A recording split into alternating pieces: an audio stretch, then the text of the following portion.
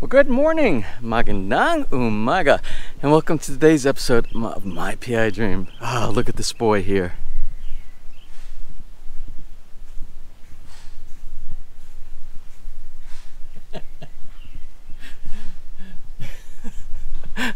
I love those concentrating eyes. Sometimes I wonder what Hapon is thinking about sometimes. Anyway, this morning, this is a Saturday morning. And yesterday, after we got the rain, we did get rain. We got a couple hours of pretty steady rain here, which is really good. The grass looks real good from the rain. And it's going to help because we needed some deep water, and we haven't had that in quite a while.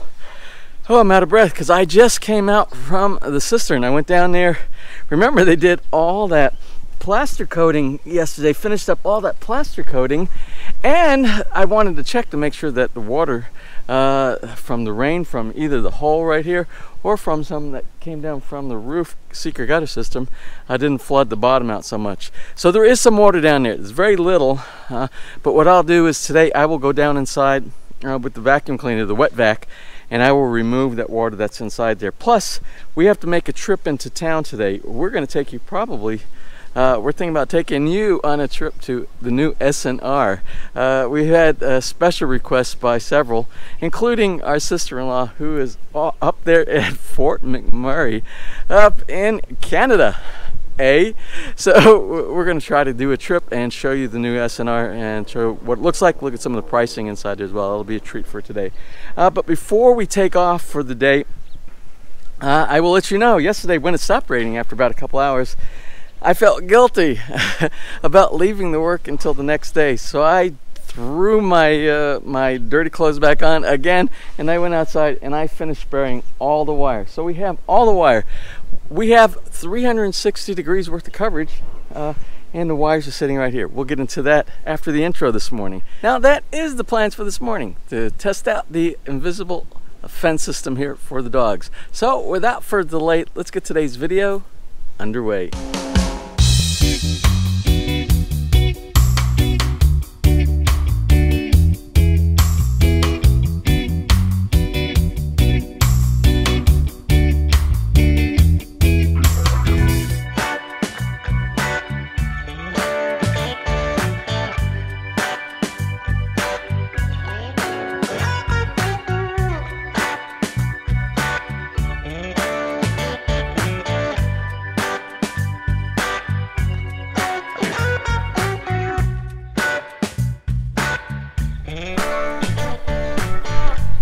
Now before we go inside and take a look at the components for the invisible fence here for the dogs, I want you to see, you know, the banana plant back there, that's a lacatan.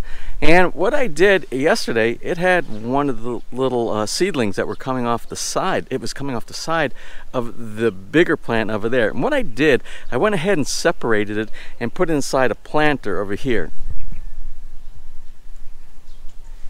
Now, I want to be a little bit more in control than I was the last time, because remember when we put the sabah plants out here that were existing banana sabah plants that were from the lot here when we were building, I just kind of let them go wild. And remember, they took over the bahay kubo. As a matter of fact, they were about to do damage. They were so big and they were leaning on the roof of the kubo over here.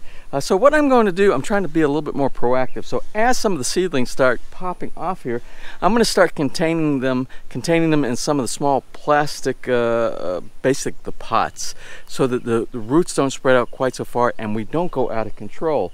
So as they're growing, and I will put maybe 3 in each area right here. And what we'll do is we'll remove them after they produce fruit. We'll go ahead and remove them, and we'll use some of the seedlings that they produced. And what we'll do is we will replace them, so we have a continuous supply of bananas. Oh, look at this one over here. This is the one that I got from Dave and Emily. This one is doing great, but we don't have any seedlings yet from this one. So anyway, that's what I plan on doing with those. I'm not going to let it go wild and crazy back here, and it will go, banana plants will grow wild and crazy before you know it. And it'll look like, I don't know, you see all those banana plants back there? Well, they probably started from one single plant, and they just kind of kept propagating themselves all over the place. And they'll take over your yard. Now let's go inside and take a look at the core components, other than the wire, for the invisible fence system. I'll show you what we have opened up on the table. Now this is the core components of the system right here, and let's talk about each one of the components. You have a collar with a receiver on here. You have a controller unit right here with a power supply. And the way this works, we'll take the manual here and we'll make the manual. We'll say the outside of the manual is the fence line, okay? Then you have the house in the middle of your yard. So if you're going to do like we're doing right here, we are going to put the controller right on the edge of the fence. And I'll tell you why there's a difference between putting it on the fence itself and putting it inside your house, like maybe inside your basement or a garage area. So when you open up the control unit, inside the control, of course you have the electronics, but you have your connection to your wire. Remember the wire that we ran outside all the way around the fence line? Well, one end of the wire connects to this terminal right here. You run the wire around the yard, which is what we've done already, and then the other end connects to this terminal right over here. So you have a closed loop around your house. So you don't have to do any twisting or anything in this type of a configuration because you don't have to worry about the dogs crossing over the wire. Now let's say that you use this controller, you take this controller and you mount it inside your garage, say inside the yard, inside your garage. Now, then you're going to have to run your wire out of your garage to the perimeter wall and then around. Now, if you run it straight, your wire straight right here, the dogs won't be able to cross because as they approach the wire right here, they'll get an alarm that goes off inside their collar. So what you do is you do twisting. You do so many pairs of twisting per inch all the way to the wall. And what the twisting does, it cancels out the radio signal so that they can actually cross over. But we're not going to do that. It's not necessary for us to do that with the system right here. So anyway, we're going to go ahead and use this power supply, which is 120 only, which is where the problem is for us here, because the voltage in the Philippines is 220. So what we're going to have to do, we're going to have to use a transformer temporarily. I'll grab a transformer, we'll convert the power to 110, we'll hook up the two wires right here, then we'll test the system, and then we'll configure it for the amount of room between the wire for when it sends a signal to the receiver over here. Now, one of the first things we have to do, we have to install the battery. We'll install the battery in the collar. So it comes with this little 6-volt battery right here. It shows a positive side and negative side. It says the positive side will be on the top by the screw area right here where you screw it in. So let's go ahead and open up the collar itself, remove the cover.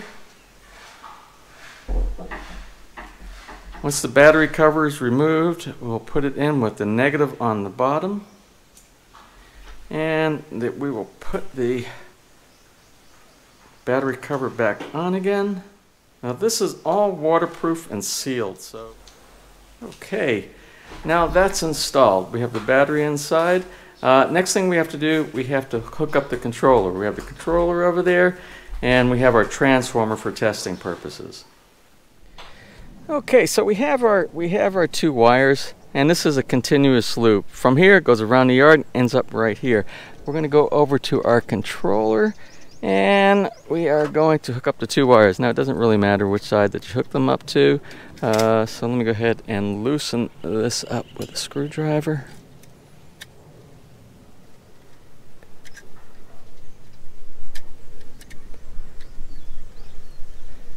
Now this is a temporary connection that we're doing today.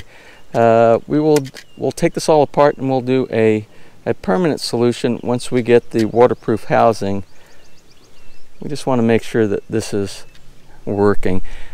Now remember, this is 110 only, this power supply, so we're going to have to hook it up to a transformer. Let me get a little bit of extra wire here. Okay. Now we'll put the cover on.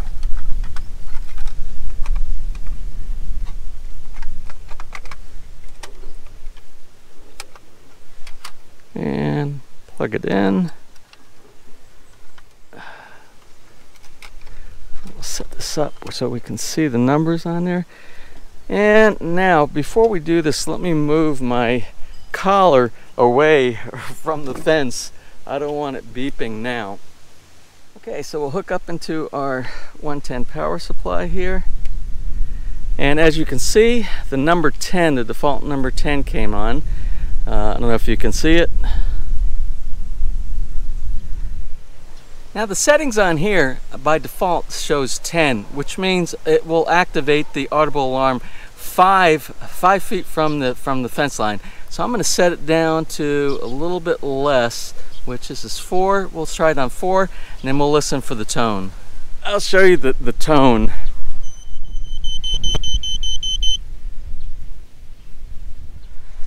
Okay, well that seems to work fine. My ears don't work fine, but this works fine. So the next thing to do is to set the level of correction, put down some flags, and then we'll put the collar on the dogs, and then we'll see if they respect the boundary area. Now, we've got the distance established between the wire and the ground and when you will first hear the audible sound. The next thing we have to do, we have to set the level of correction. And the way you do that is you press the scroll and set button on the menu, and there are numbers that will come up. It will be the numbers between 0 and 8. 0 being a tone only, and that's for training purposes. And then 1 through 8 is progressive as far as the amount of correction that's being done. With the last 3, 6, 7, and 8 being a progressive mode, so that means the closer that you get to the fence, the more of the correction that you'll receive. So I'm going to go ahead and do that. After that's completed, we'll put some flags inside the ground, and we'll let Mary Ann test out the system, because she's the one that we're worried about getting out of the yard. Well, the test went well. Mary Ann did not run outside. She heard the tone, but she didn't know what to do with the tone right now, because remember, it's a conditioning. Then there was a slight correction, and she stayed away. So you see the flags over here. This is the boundary. She knows. So what Mary Ann did, the first thing, she went to the front yard. I let her loose. She's not on the leash anymore. I let her loose. She went to the front yard. The front yard has flags just like this. Flags around her escape areas, which is the front gate, the front drive-through gate, and this gate right here as well. And what she did is she tried to cross over the line and go out. She had a slight correction, and then she backed off. She backed inside the yard. So I think it's going to be a quick learn for Mary Ann. And you'll see she's not on the leash anymore, which is the whole objective. You don't want your dog on a leash if you don't have to. They need freedom to roam around. And what she ended up doing, she said, the heck with this. So she went down to her doghouse over here, and she's relaxing inside her doghouse, but she has the freedom. She'll learn. It's a learning. Remember, she'll learn where all the areas are, and then what we'll do, we'll take away the correction at a certain point. We'll just have the audible sound on there, so she knows that if she goes beyond the audible, then there might be a correction, but there won't be a correction after a while. So that's it for her. We're good with her. Now the next thing I have to do, I need to get that little bit of water. There's very little water in the bottom of the cistern. I'll get the wet vac inside there. I'll dry that out, and then we'll take a trip to SNR. All right, well, let's head on down to SNR. But before we go to SNR, we are going to stop at Wilcon. I need to get a 6-inch cap to go over that pipe inside the cistern. So I spent a good part of the morning getting that water out of the cistern, the base of the cistern. And that's the water that went down on the roof through the pipe and dropped down inside the cistern. So we'll go ahead and get the cap for that. This way, it can dry properly, because we don't want any excuses that there was water inside here and it didn't have an opportunity to cure properly. So I'll be proactive and take care of that. Then we'll go over to SNR, pick up a few groceries, and head back here to Villa.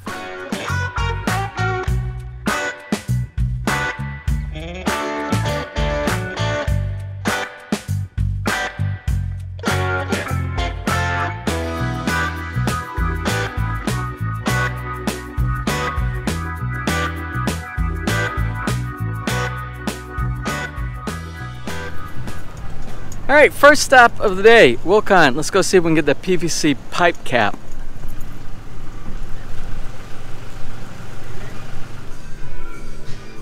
All right, well, bad news. They only go up to 4-inch pipe here at Wilcon. They don't have the 6-inch clean out for 6-inch pipe here. I think we might have to go to another building supply store. I think the 6-inch pipe came from McKilling that we used for the underground pipe. I'm not sure. So we might have to go to McKilling. Well, anyway, we got to go to SNR from here. So that's the next up. So let's head back to SNR.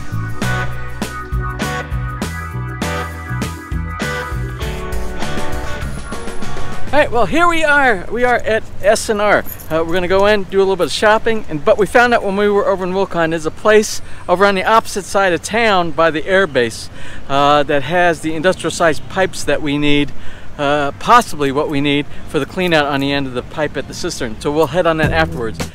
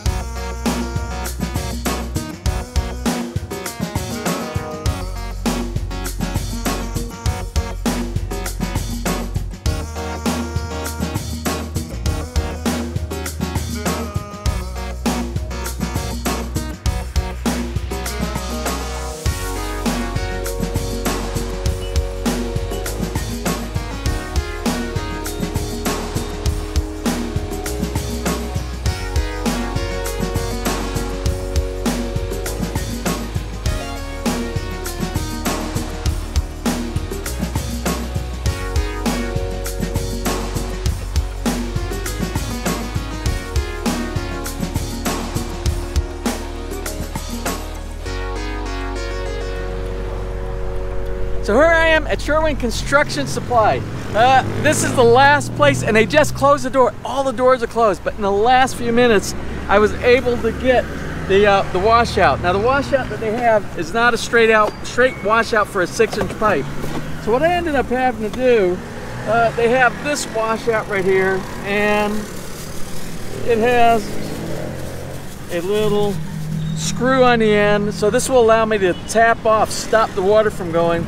But to connect this to the other pipe, since it's the same diameter, they don't have a straight through coupler, but I got a small angle coupler right here, which will go around the pipe inside the cistern and the adapter that we have to shut off the water. So we're good to go, and I'll put this in first thing in the morning.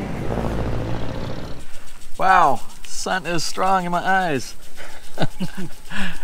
Well, anyway, we were supposed to finish the video yesterday. I did not finish the video yesterday. We went to the SNR, stopped by also at Wilcon. We got that adapter, which I installed this morning, which is today is Sunday, by the way.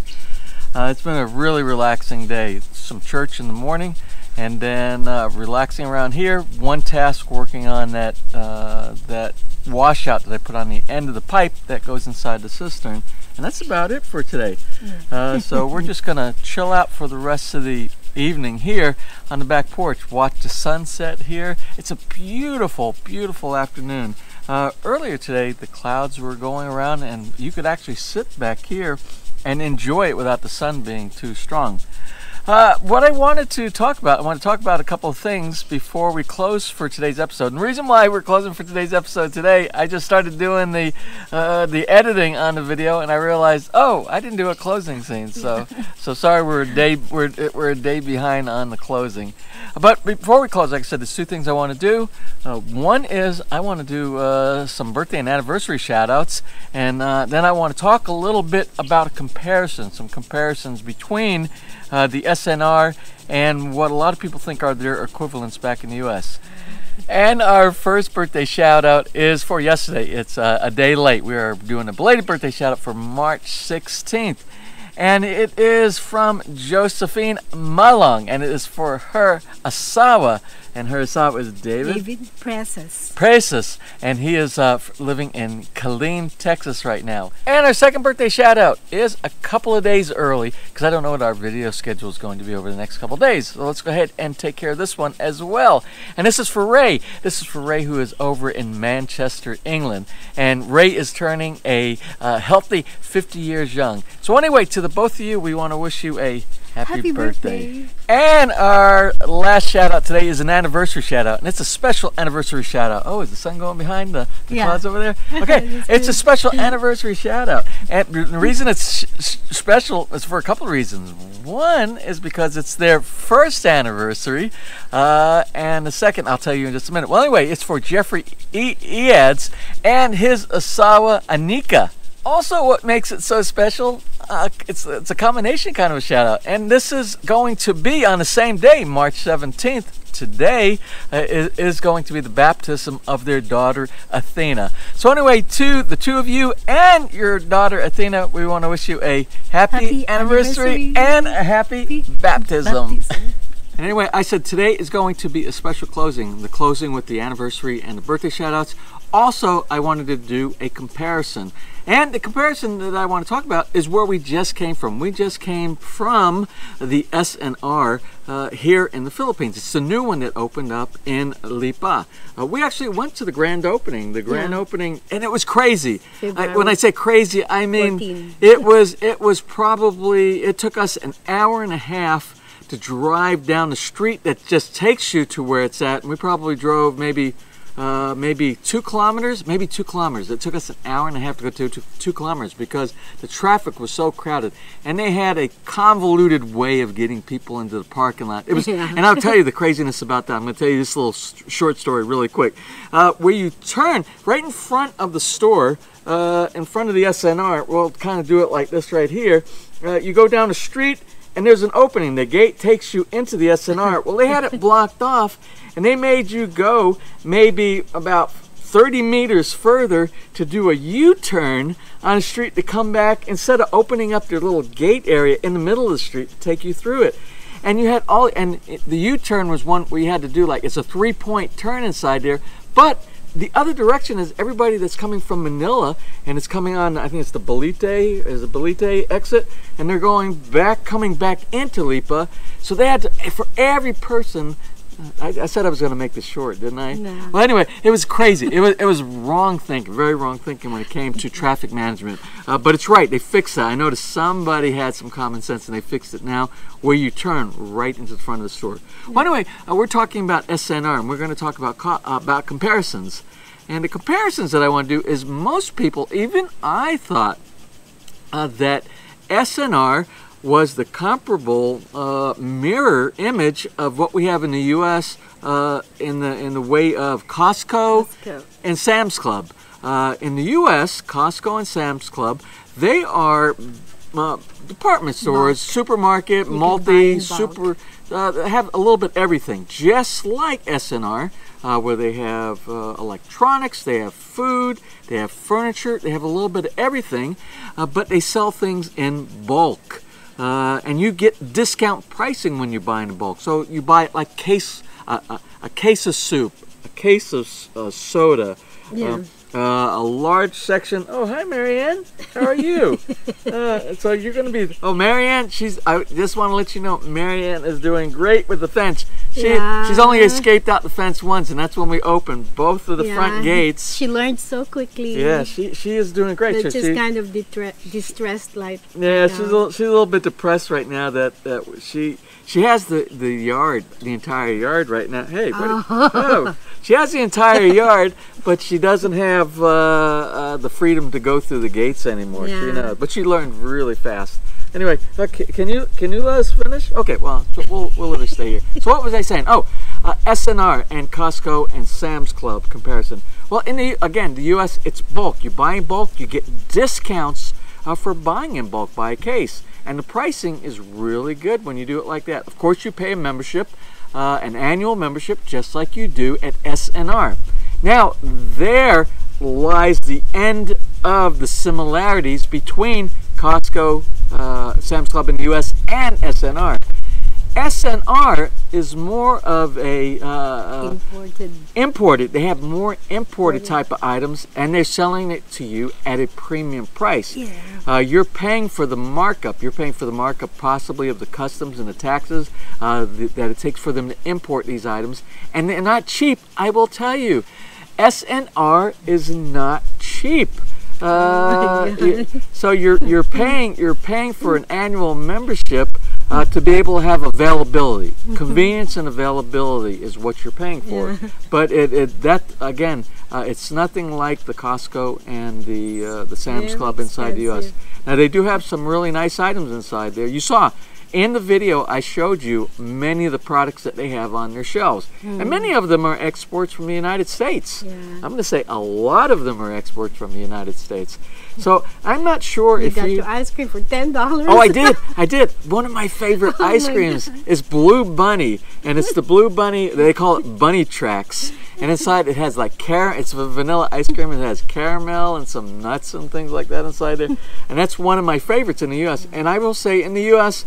that probably costs about $3.50. Yeah. I'm going to say around $3.50. And that's the equivalent of or even cheaper. Maybe around $3. And I'll put the pricing comparison between pesos and dollars on the screen. But what it costs in the Philippines at SNR for that same $3 container of ice cream, it's about $10. It is more than 3 times. So you cannot eat that in one sitting. I know, because I'm really bad. I will take a whole container, and it's about a quart. I would say about a quart. And I sit down in front of the television at nighttime, and I'll usually eat half of it. I don't usually eat the whole thing. I will eat half of it. So I will, in 2 sittings, I will eat that whole thing. I'm guilty. I have one weakness. Well, I probably have more than one weakness. But my one really big weakness is ice cream. I love ice cream. It was so bad when they opened up Dairy Queen at all the malls here in Lipa. I cannot walk by a Dairy Queen anymore without getting a blizzard. So anyway, that's my comparison. For those of you who have not shopped at SNR and you don't know what the experience is, now you do.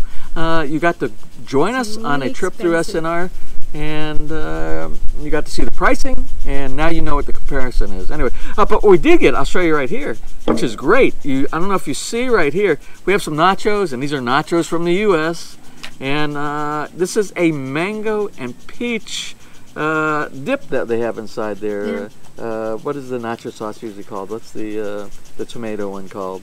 Salsa. Salsa. I don't know, brain.